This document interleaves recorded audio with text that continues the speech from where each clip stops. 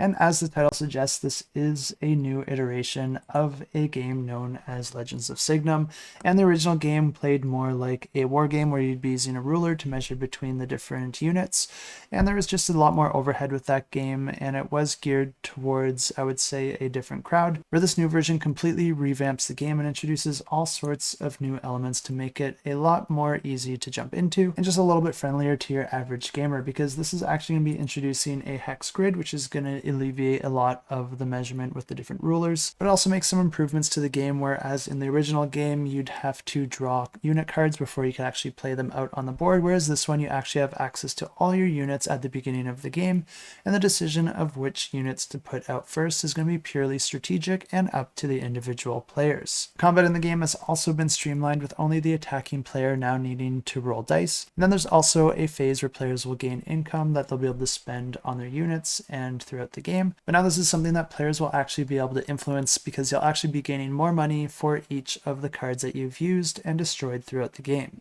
Each of the cards can come with some different stats and abilities that players can take advantage of throughout the game. And then there's also going to be different objective cards that players will be trying to fulfill, and you'll have to meet the requirements of that card in order to put that card into play, but it will usually grant you some amount of victory points. I am filming this before the campaign launches, so I couldn't find much more info on how the game plays at the time of filming this video, but if you are interested to know more, I'll leave a link either to the campaign or the website in the description below, where of course you'll be able to find a lot more details once the campaign actually launches. And if you do think that this is a game that you might back, you'll probably want to subscribe to their email list, because that'll also get a bonus gift added to your pledge.